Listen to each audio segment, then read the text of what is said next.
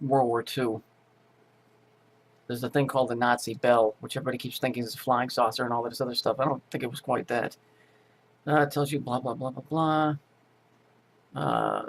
They were dealing with focus on genetics, biological research, and research into what radiation could do to German enemies. The project was also known as Kronos or Saturn. How about that? Let's just move that up here because I've been saying this forever and nobody wants to listen. Which refers to spin polarization, plasma physics. It means basically one of these rings is spinning this way, the other ring is spinning the other way. It says the plasma torus, which is a Torah. You know how the Jews have the Torah, the Taurus and the Torah, and the Toro, the bull, right, inside the bell. So in other words, they created a vortex in here. The bell, which is Saturn, right, bell Saturn, exploited spin polarization of the atoms to create plasma. It would be entirely fitting to apply Kronos to Garlock's scientific role. The final but most well-known code name was Der Glock, which means the bell in German. The meaning behind the code name or its association is entirely unclear. No, it's not, because it's right here. It's the bell. It's bell Saturn. What they've done is they took a bigger thing, Saturn, and made it into a smaller thing, a miniature atomic reactor. The word Holocaust, if we look, the word Holocaust means this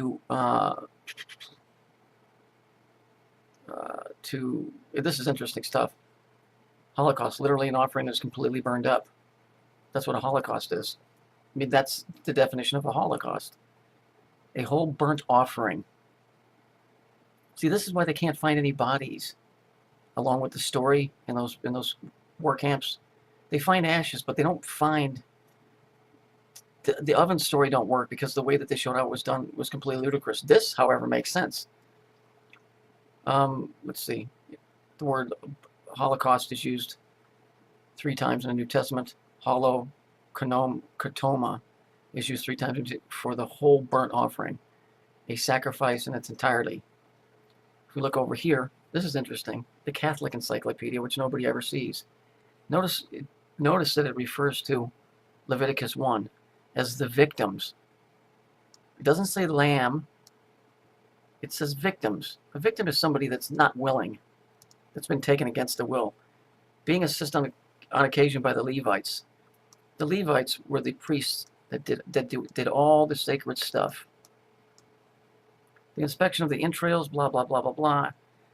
Notably of the Phoenicians, who the Jews speak ancient Phoenician. There is no Hebrew language. Plutarch wrote about it. Interesting that they use a double X here and a 903 code.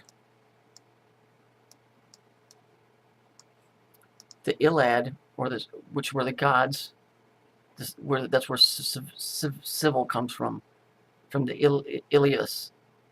Notice they use the 33, the lower gods being demonic entities. And then over here it talks about 1 Samuel 33. So what's the odds that that's going to be in there? Of course it's going to be in there. Talks about the Jews, and it says both these executions were made before Yahweh. And we know who Yahweh is. Right? Who's Yahweh? Well, let's take a look. Here it is here. This is WJYS Christian TV. Notice it says the way, and then they whip it around behind here, and we can see that it's Yahweh right there. We all know who Yahweh is, don't we? That dude right there. Okay, so in those Holocaust camps, the reason they called it a Holocaust is because the victims were totally burnt up, and not in ovens. They used that fucking Nazi bell. Oh, what's interesting about it? What's interesting about it is it says, let me find out what it says again real quick. if we look, it says, it appears, the horrible deaths. Oh yeah, here. Commented that horrible deaths after exposure to the bell. He said their flesh would liquefy.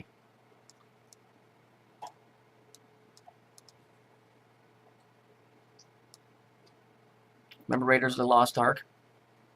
Remember what happened to them dudes? Let's find out. So here we see Raiders of the Lost Ark, and when they opened the box, they all melted. Interesting that the Nazi bell says the same thing. So it's pretty freaking clear to me what this whole Saturn bell thing was. How they took and made a miniature Saturn. How they used these people to extrapolate energy and make plasma. And I'm pretty sure that's what they did at Sandy Hook, considering that everything at Sandy Hook was pulverized. Let's just take a look at that real quick. What happened to Sandy Hook? When the old Sandy Hook elementary schools demolished, buildings materials would be pulverized on site, and metal would be taken away and melted down in an effort to eliminate nearly every single trace where the gunmen killed 26 people. The fuck out of here. You don't do that for murders. They didn't do that for the Manson murders. They didn't ever do that. It's because it's radioactive.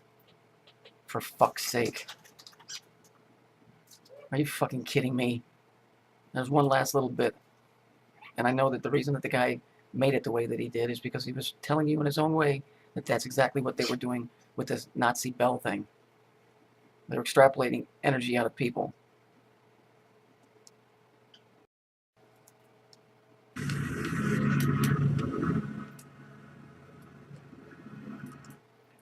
Now, I believe this is what the bell is. You see the red and the blue. This is all atomic. What they're doing here, what I believe they did, is in this word Holocaust, is they extrapolated energy out of human beings. And if you listen very closely, I mean, this is a very bizarre, creepy thing. Listen. Look at the shape. The same thing that's on Saturn. Here's the circle. Here's the blue light.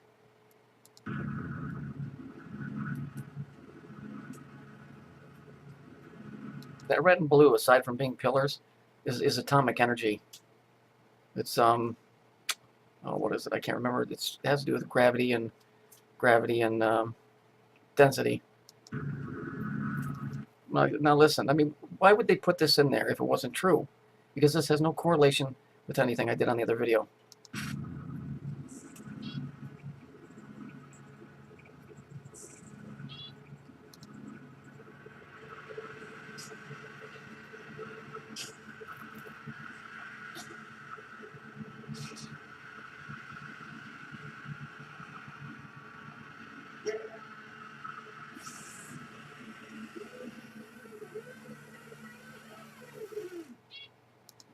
See, there would be no reason for them to put that in there, put that noise in there, if they weren't inferring that some human being or something wasn't having its energy sucked out of them. That's why I believe that's what they were doing. And that's what the Nazi bell was. God knows what they've done now.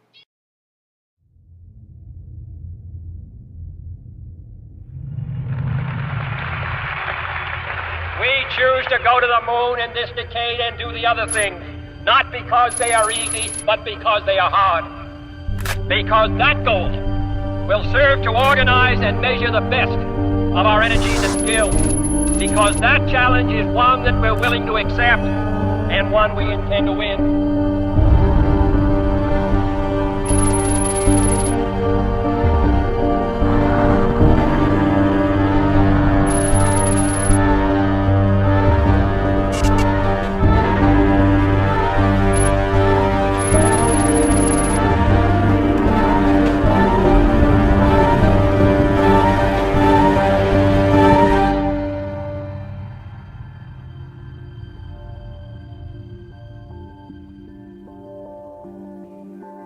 Figuring out how to send something into space at a high speed and send that data back to Earth at immense speed, faster than ever before, was an amazing accomplishment. The main problem was that any digital storage device capable of recording huge amounts of data would be way too big physically, the size of several buildings actually. it would require a lot of power. So we needed a way to record huge, really huge masses of data and send that back to Earth using video transmission and a special pulse frequency wave. After years of research and development, we came up with a solution. What if, and only what if we use the most complex and intelligent processing computer ever invented? And even more, what if this computer is actually the human brain? Science has been always chasing this supercomputer just to imitate the way human brains works. And I say, why to invent something that we already have? Our brain is the most powerful supercomputer in the world. In order to deal with the amount of information required to record visuals of the journey into interstellar space, we look towards a more organic means of information storage: memories. We used memories as a way to collect the data from a journey not possible for a living, breathing human to survive, and certainly not possible for our existing computers to store on the probe. With the latest synaptic transcoding technology, we were able to map the neural network inside our brain, and the most amazing thing, we were able to translate all this information into visual imaging. We are just converting thoughts or memories into images. It wasn't about creating brand new technologies from the ground up. It was about using all the scientific, medical, and engineering research we have acquired over the years. It was about the fusion of advanced medical science combined with space exploration technology. You know, it was the most crazy idea I ever heard in the space agency. You know, it was looking like a science fiction book from my childhood. But those people were serious about it. This had obviously caused controversy and criticism from leading scientists and scholars worldwide. I mean, on what basis is a brain donor selected for the mission? What we have to bear in mind is that this human conscience would represent humanity if contact was made with other life forms out there. A secure, heat-proofed outer coating, a ball with coolant inside, was the means of transport for this journey. There were no boosters or rocket fuel or anything like that. It was designed to merely float like a bubble, recording memories. The project now became something else, something entirely fantastical, with an additional agenda to not only experience interstellar space travel, but to also use a live human brain, which is technically alive, to record this experience. My understanding is one of the many reasons for using a live human brain was that if Kronos did come into contact with extraterrestrials, then there could be real emotional dialogue exchanged via the pulse signals beamed out of Kronos. Something a computer could never do compared to a live human brain. It's organic and alive. It would be able to communicate naturally like a living soul, as opposed to electronic pre-recorded messages or AI.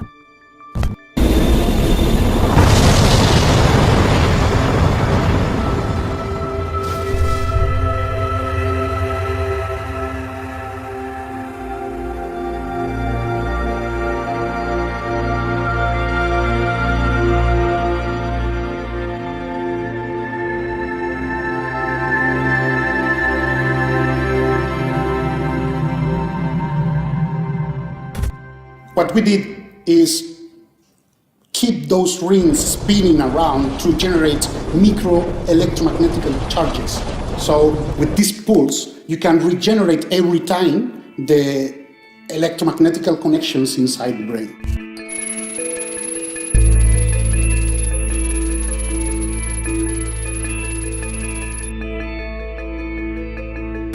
Our dish rays in the northern hemisphere picked up a signal pattern which, when you look at it, has the same complexity as DNA strands. It's remarkable that this signal is the encryption of memory data recorded by human brain on its journey through our galaxy to reach us. I was literally shaking when we realized where the signal was from. I remember the day the first signal came in.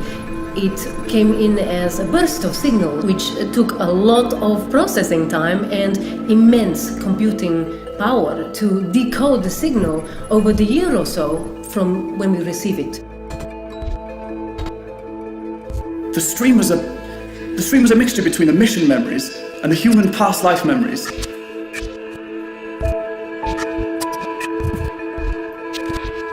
Essentially, the brain is an organic hard drive, and anything that's transmitted from it are merely memories. Memories are not the most structured or reliable pieces of information to process. The stream was so messy, we ended up leaving a lot of the mess in there. Realizing essentially, we were viewing the mission experience in a dreamlike form. Dreams are fragments of subconscious memories. We are actually watching Kronos dreaming about the journey it took and what it remembered.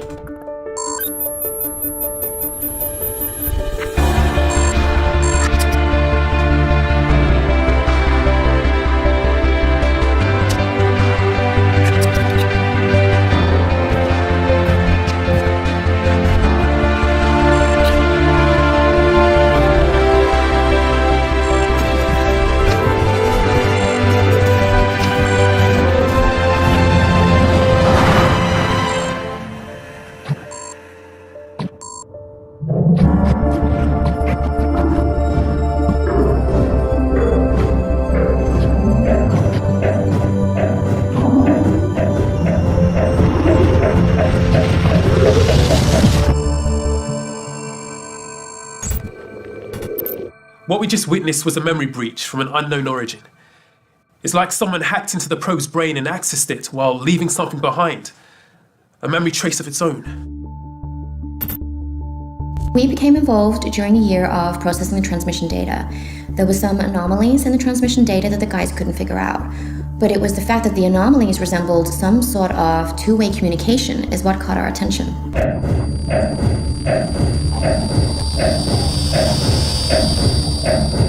We were able to run sophisticated decryption software to help us figure out what these anomalies were. At first we thought these strange glitches were just radiation interference, but we soon realized this had a pattern.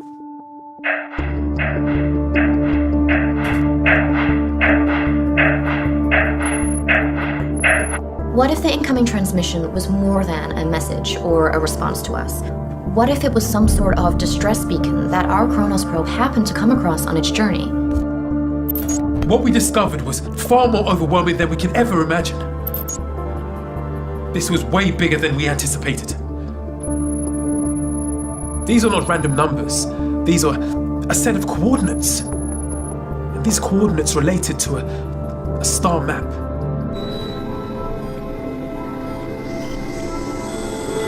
Our advanced radio telescopes managed to pinpoint the coordinates, showing high levels of cosmic energy.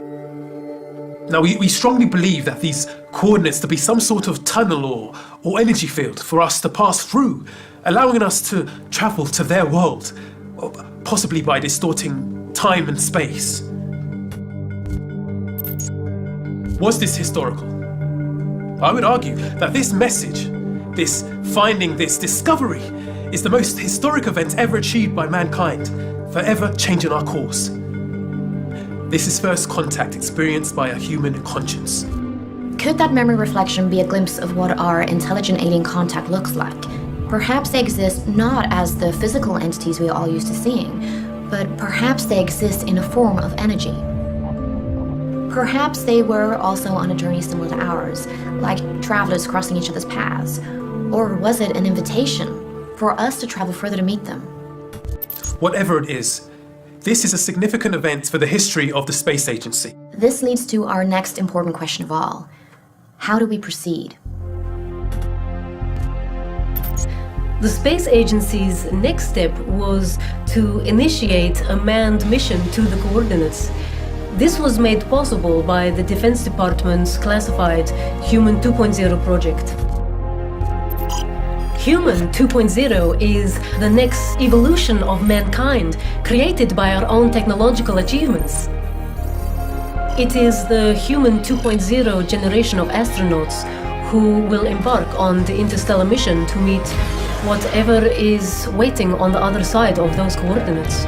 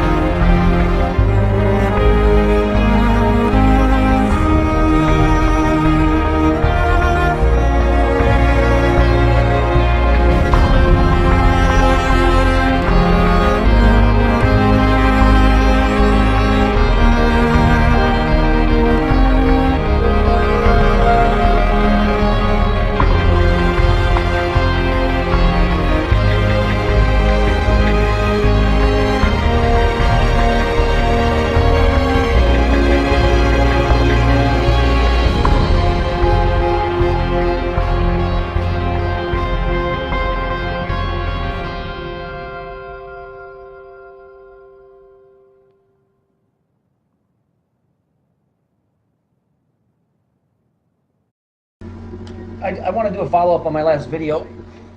Man, am I losing my hair or what? Don't you hate getting old? Ugh, it's the worst. You have to understand something about how the system works. It's a self-revealing system, this system that we live in. It's constantly showing you. It's constantly showing you whether that was the way it was designed or not. It's constantly trying to show you what it's doing. Some might call it coincidence. Some might say, well, this is being done on purpose. They planned it, but it's a self-revealing system.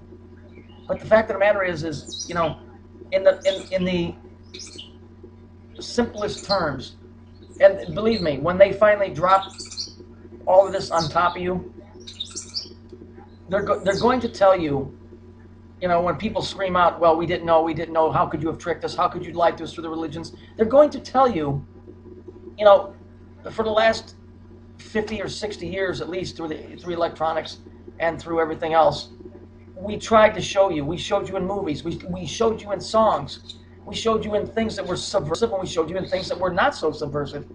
But you didn't pay attention. See, you didn't pay attention. All of the movies, all of the songs, they all have meanings, but you never stopped to think, what are these meanings? What are they talking about? You never investigated. And see, they know that, and so it just perpetuates. It's a perpetual motion that they know that people don't care. And you know what? It goes to the point and the fact that people don't care, even to the point that even if they know they're being lied to, as long as they're getting their paycheck, they're happy with that. See, and they learned this a long, long, long time ago.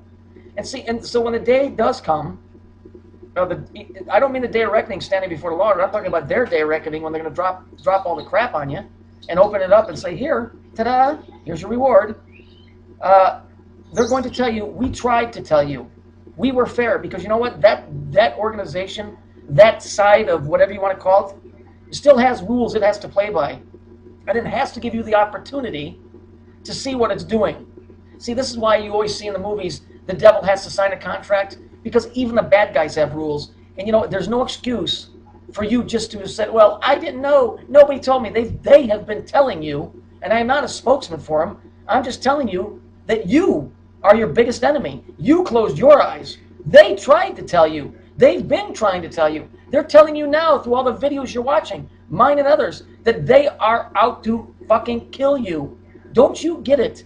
When will you learn? They are out to kill you. They've been doing it for years, and they're telling you they're doing it. They're telling you in song, in movies, but no, we got to go. We got to watch Star Wars. We got to do Harry Potter. Don't go to the next Harry Potter movie, because you're going to see that shit for real soon. Excuse my language, but I'm so tired of people walking around blind. I'm no smarter than you are. I'm probably dumber. But at least I understand what they're trying to tell me, that, hey, we're running the show here. I understand that Jesus said, I am not the ruler of this world, that Satan is, but you don't see it. See, you don't see it because you don't want to see it. Okay? Wake up. Look at the signs around you. And I don't mean the big ones. Look for the small ones, because the small ones are the ones that are the most telling. You don't get it, do you? You haven't woken up. And by the time that you do, and you still have time, it might not be too late. And you know what? They won't be held accountable in front of God, because the ones that are doing this to you will not be held accountable, because you were given a fair opportunity, which is your entire life. Babies and that stuff, that's totally separate. But you, adults and young adults and old adults, you've had your entire life to look around and see where the signs are, and you have chosen to accept evil. You have chosen to accept stupidity. You have chosen to accept, it's not my problem, I don't care. And now that is going to be the reward that will be heaped on you when they finally close the door, because you will be stupid, they won't care, and it's not their problem. Start looking at the signs. And I don't mean the shit on the news, and I don't mean the crap that you hear in Scuttlebutt. Do some research. It's right in front of your face. Stop screwing around. It's right there. It's been there the whole time, your whole life. Music is one of the strongest forces. How many times have you sang songs that you don't even know what the fuck it means, but you still sing it? You know, you go to church and you pray to a God with a certain name and you don't even know who he is.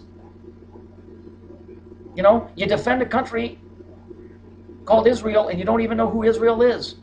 Not that they're the problem, but I'm just saying, you have had your whole life. You know what? And this is me too. I'm not exempt from this. I didn't start out as some guy that knew it all. I started out as some young kid.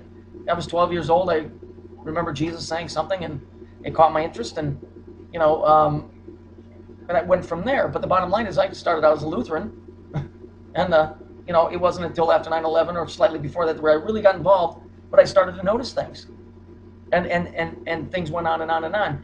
They are giving you the opportunity.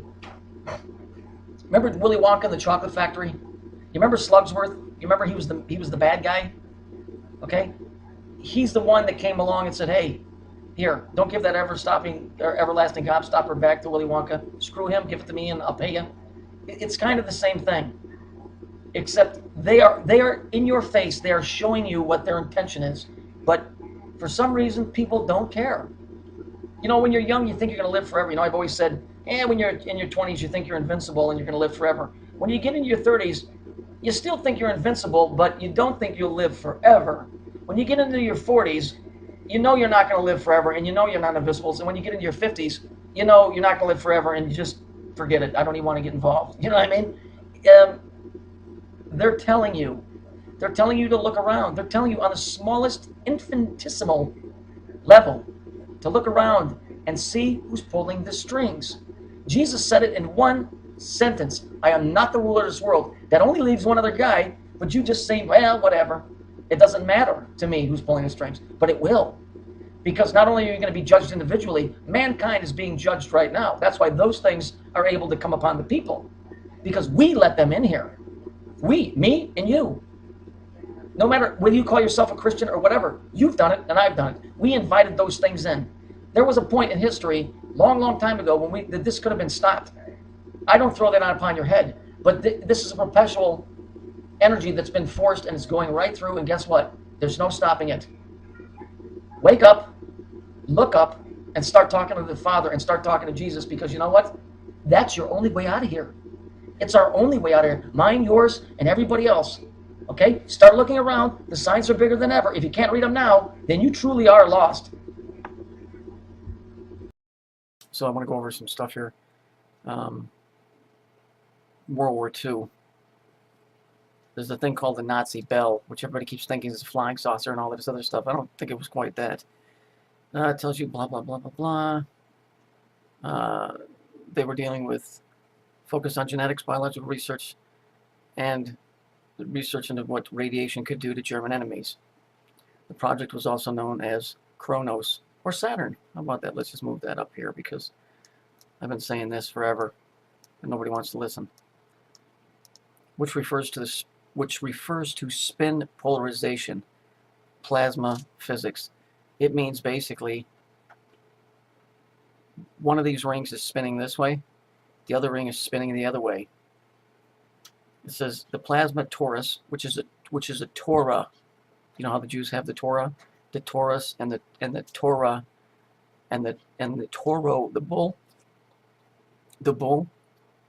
right, inside the bell. So in other words, they created a vortex in here. The bell, which is Saturn, right, bell Saturn, exploited spin polarization of the atoms to create plasma. It would be entirely fitting to apply a Kronos to Garlock's scientific role. The final but most well-known code name was Der Glock, which means the bell in German. The meaning behind the code name or its association is entirely unclear. No, it's not, because it's right here. It's the bell. It's bell Saturn. What they've done is they took a bigger thing, Saturn, and made it into a smaller thing, a miniature atomic reactor. The word Holocaust, if we look, the word Holocaust means to this is interesting stuff. Holocaust, literally an offering that's completely burned up. That's what a Holocaust is. I mean, that's the definition of a Holocaust.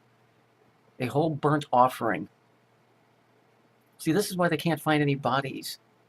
Along with the story in those war camps, they find ashes, but they don't find. The oven story don't work because the way that they showed how it was done was completely ludicrous. This, however, makes sense. Let's see. The word Holocaust is used 3 times in the New Testament. Katoma is used 3 times for the whole burnt offering. a sacrifice in its entirety. If we look over here, this is interesting. The Catholic Encyclopedia, which nobody ever sees. Notice that it refers to Leviticus 1 as the victims. It doesn't say lamb. It says victims. A victim is somebody that's not willing, that's been taken against their will. Being assisted on occasion by the Levites. The Levites were the priests that did all the sacred stuff. The inspection of the entrails, blah, blah, blah, blah, blah. Notably of the Phoenicians, who the Jews speak ancient Phoenician. There is no Hebrew language. Plutarch wrote about it. Interesting that they use a double X here and a 903 code. The Iliad, which were the gods, that's where civil comes from the Ilias. Notice they use the 33, the lower gods being demonic entities. And then over here it talks about 1 Samuel 33. So what's the odds that that's going to be in there? Of course it's going to be in there. Talks about the Jews, and it says both these executions were made before Yahweh. And we know who Yahweh is.